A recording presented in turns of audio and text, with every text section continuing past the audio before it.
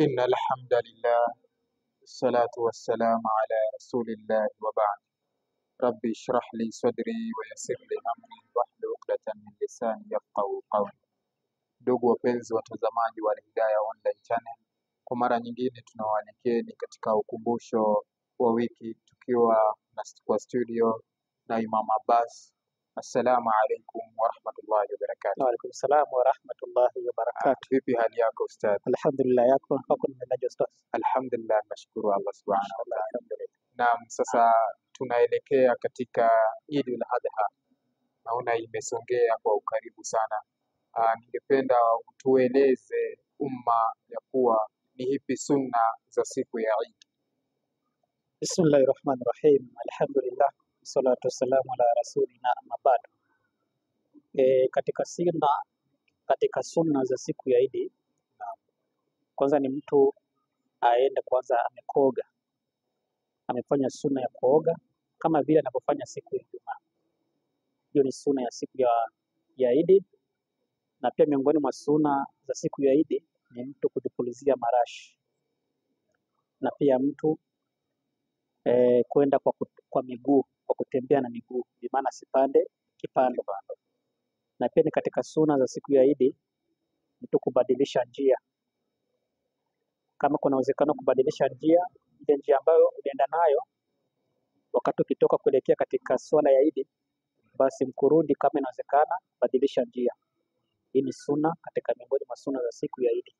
Na pia kabla hujaendelea, kabla tujasahau, umesema sunna nyingine ya kwanza ni pale ambapo mtu anajipaka marashi. Je, kupaka marashi ni kwa Waislamu wote ama ni kwa wanaume na sio kwa wanawake?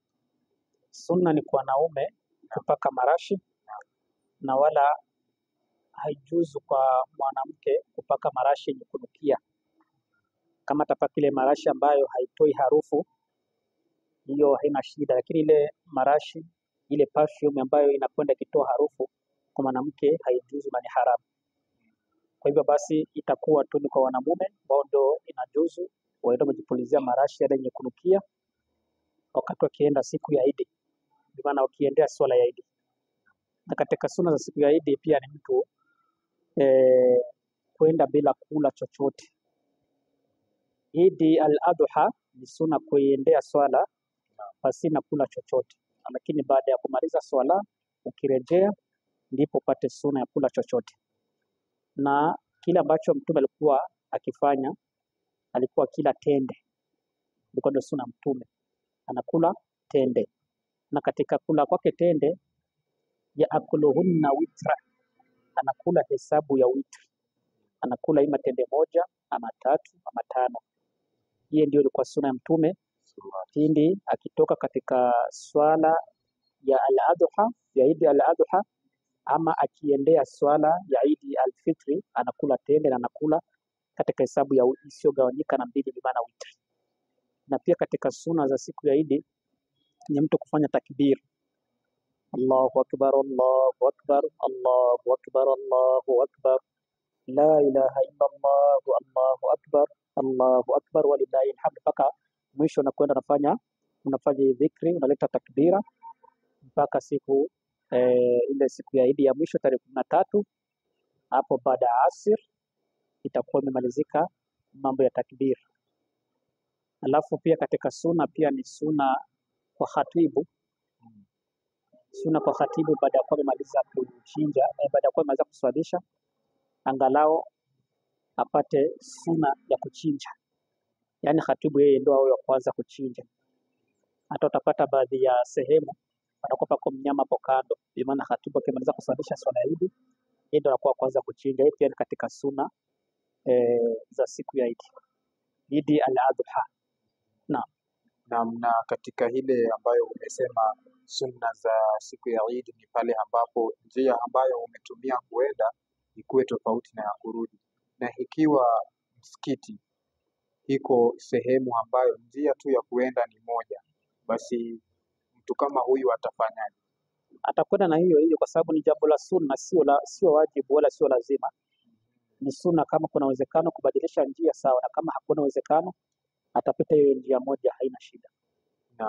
Na basi katika baada ya maana umesema ya kuwa yule ambaye amekuwa khatib siku ya Eid al-Adha ni sunna kwake baada ya kumaliza kusoma hotuba yake hawe mwenye kuchinja mnyama. Basi ni ipi muda wa kuanza kuchinja mnyama? Tunaanza baada ya swalati, baada ya swala ya Eid. Swali tu hapo ndipo tunaanza kuchinja kwa wale watu ambao ni watu wa mjini, miji mikubwa mikubwa, wao tu baada ya swala tu ndipo wanachinja. Lakini wale ambao wanaitwa ahlul bawati ama ahlul qura, wale watu wa vijijini, kwa sababu wao kwao inakuwa si lazima kuswali Eid hata Ijumaa, wao tu wala wanasema kwamba tu alfajiri tu ya siku ya Eid, ile tarehe 10 alfajiri ikichomoza, wao wanaweza wakaanza kuchinja, wale watu wa vijijini. Lakini kwa watu wa mjini, wao ni baada ya salatul Eid ndipo wataanza sunna ya kuchinja siku ya Eid. Na mwisho wa kuchinja ni lini? Inakwenda kuna yaumun nahari na ayamu tashriqi. Yaumun nahari ndio siku maalum ya kuchinja tarehe 10, na ayamu tashriki ni masiku ya nyongeza ambayo Waislamu wanakuwa wakianika nyama kwenye jua. Sasa hii pia ni fursa kwa wale ambao watakuwa hawakujaliwa kuchinja hiyo tarehe 10, basi wamepata masiku ya nyongeza na fursa nyingine tarehe 11 na tarehe 12 na tarehe 13 kuweza kuchukua nafasi ya kuchinja kabla ya jua haijazama hiyo tarehe 13 Dhulhijja.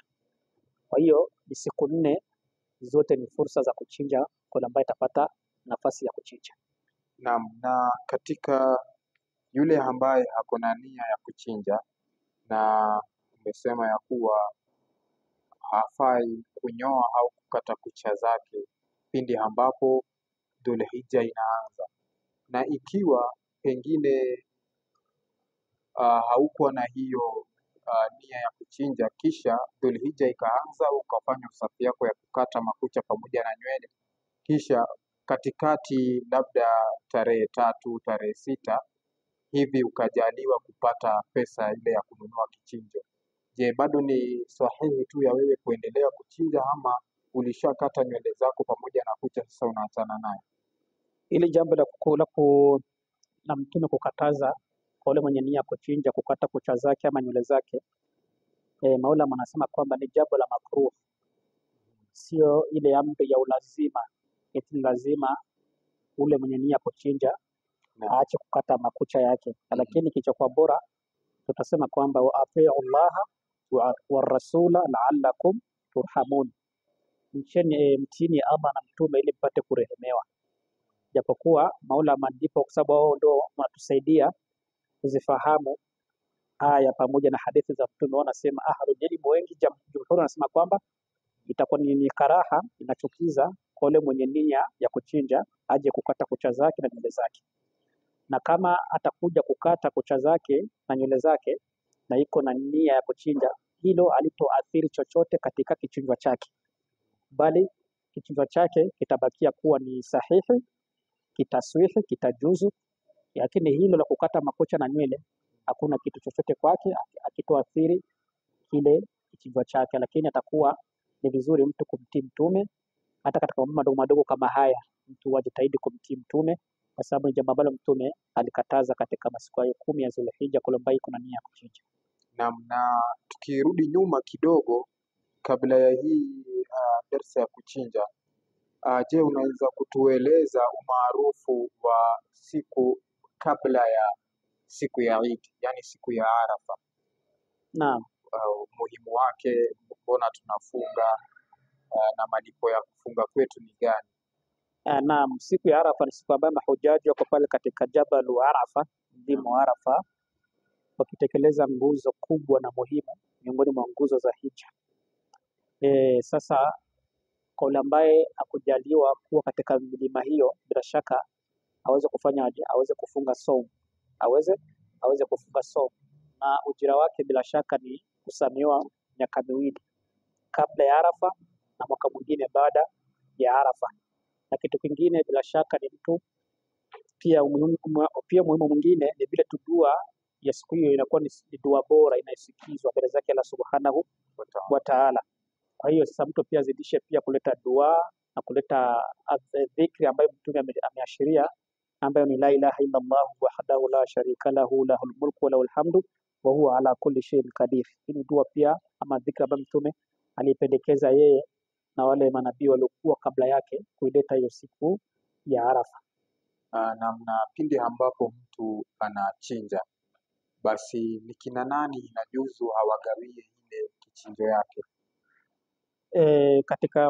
Katika kichinjwa cha siku ya udhuhiya, kwanza ni mwenyewe ule mchinjaji yuko na fungu lake yeye na familia yake, fungu lake yeye na familia yake, hapo fungu lingine ndipo atawagawanyia Waislamu, katika Waislamu mafukara na maskini, hata pia wale majirani pia, kama iko na nyama za kutosha ama kama amechinja vichinjo vya kutosha pia awakumbuke pia na majirani, na wale Waislamu wengine pia anaweza pia kawapa. Ala kuli hali ni yeye pia na wale na familia yake pia na wale wengine katika Waislamu wafukara na maskini na majirani na wale ambao wenye kuhitaji miongoni mwa Waislamu. Na basi je, inajuzu kumgawia asiyekuwa Muislamu nyama ya udhiya? Kilichokuwa bora kwa kuwa siku ya Idi ni sikukuu ya Waislamu na Waislamu ndio wanafurahia na inawahusu wao. Kilichokuwa bora ni kuwatanguliza Waislamu, na kama kuna nyama za ziada pia hata wale ambao sio kwa Waislamu kama majirani ukawapa katika kichinjwa, hakuna ubaya, kwa sababu wema ni kwa wote, kwa Waislamu na sio kwa Waislamu, lakini aula ni kuwatanguliza Waislamu kwa sababu ndio siku yao ya kufurahi, ya kusherekea.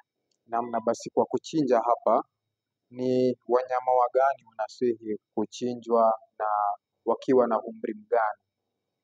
Ala kuli hali wanyama ambao wanafaa kuchinjwa wanaitwa bahimatu al-an'am, wale wanyama ambao wanaofugwa katika manyumba, wakina ngamia, wakina ng'ombe, wakina mbuzi, wakina kondoo, hawa ndio wanaitwa bahimatu al-an'am. Alafu kuna umri ambao umetiliwa kisheria kwa ngamia au na umri wa miaka 5, ng'ombe au na umri wa miaka 2, kondoo au na umri wa mwaka 1, na mbuzi au na umri wa miezi 6. Hii ndio miezi ya kisheria katika wanyama ambao tutakaowachinja, wawe wametimiza hivi viwango vya umri. Chini ya hapo hairuhusiwi kisheria. Sasa ni watu kama sasa, watu wanaikana pia wachunguzi ya umri. Huyu ng'ombe ambaye nitakayemchinja ameeneza ile miaka kisheria, huyu ngamia ameeneza, huyu kondoo, huyu mbuzi, lazima watu pia waangalie miaka ambayo imetiliwa kisheria ndipo waweze kuchinja ndio vichinja vyao. Ina maana sasa kuku hayuko miongoni mwa hao wanyama? Kuku hayumo, kwa sababu kuku pia na yeye ni katika wale wanyama wenye miguu miwili, haruhusiwi kuchinjwa huyu. Wanachinjwa wale ambao ni bahimatu al-an'am, wale ambao wanaofugwa na wako na miguu 4. Unaona kina mbuzi, wakina kondoo, wakina ngamia, wakina ng'ombe, wote wana miguu 4. Hakuna ambaye iko na miguu 2 kati yao. Kwa hiyo kuku wato mjuzu na wala haswi. Naam. Sasa kwa yule ambaye hakuna nia ya kuchinja, usia ambayo unaweza kumpea ni gani? Mwenye iko na nia kuchinja achinje na kama uwezo huko, kwa sababu jambo la kuchinja ni sunnatu muakkada ma'al qudra. Naam. Ni kuchinja siku ya Idi ya udhuhiya ni sunna iliyokokotezwa yenye nguvu, yenye mkazo, pamoja na uwezo kwa mwenye kuweza, yani sababu si kila mtu ataweza kununua ng'ombe ama kununua mbuzi au kondoo ama ngamia, si kila mtu ataweza. Sasa ni kule ambaye iko na uwezo ndio kwake imekaziwa. Yule ambaye hana uwezo wa kuchinja hakuna chochote juu yake katika hukumu katika jambo hili. Naam. Na katika sehemu zetu za pale social media ya Al Hidayah nimeona wameuliza swali nyingine ya kuwa, je, kama hana uwezo wa kuenda kufika pahali pa kununua nyama ya kuchinja, lakini hako karibu na butchery, yani sehemu ya kununua nyama, akaenda akanunua nyama kiwango cha ile kgs yenye inatoshana na ile mbuzi. Kwa mfano akanunua kama mbuzi ni kilo 12, akaenda kwa bucha akanunua nyama kilo 12. Je, hii bado inaswali? Kilichokuwa sheria ni mtu kununua mnyama na kumchinja kumchinja, alafu kisha na kumshughulikia, kumtoa ngozi, kumchuna na kila kitu, alafu na baadaye kumgawanya kwa Waislamu, kuchukua fungu lako na fungu la Waislamu. Ama hiyo ambayo nimezungumzia, labda mtu kwenda kwenye butchery na kununua nyama ambayo tayari imeshakuwa tayari, imeshachinjwa, imeshachunwa, imeshatengenezwa kila kitu, wafu unaenda kununua eti kwa nia kwamba ni udhuhia, hapo hautopata thawabu katika hilo, hautopata thawabu ya udhuhia. Lakini sasa kama utaenda kununua na upeane sadaka zile nyama, utapata ujira wa sadaka ya kawaida, kwa sababu hiyo ni wema utakuwa umefanya. Umenunua nyama butchery, ameshatengenezwa kila kitu, umeenda kuwagawia Waislamu, itakuwa sadaka ya kawaida. Mungu atakulipa juu ya wema umefanya kwa Waislamu. Lakini ule ujira sasa udhuhia, sasa je, unapata hapo?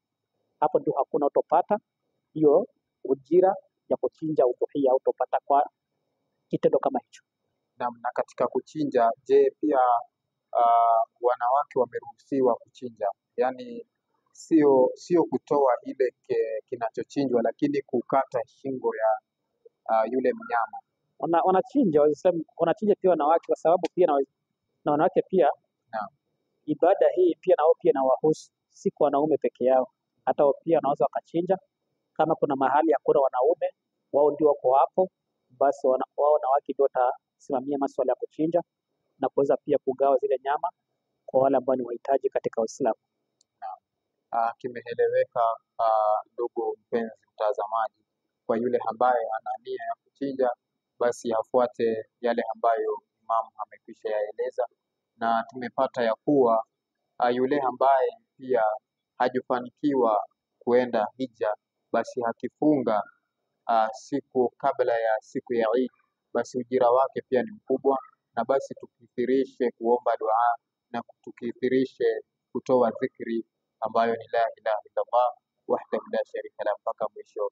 Ndugu wapenzi watazamaji, katika mwisho wa darasa yetu tunawaombeni ya kuwa mkuwe na Eid njema kwa sote, na Allah subhanahu wa ta'ala aridhie ile kichinjo yetu. Wa hadha, assalamu alaikum wa rahmatullahi wa barakatuh. Wa alaikum salaam wa rahmatullahi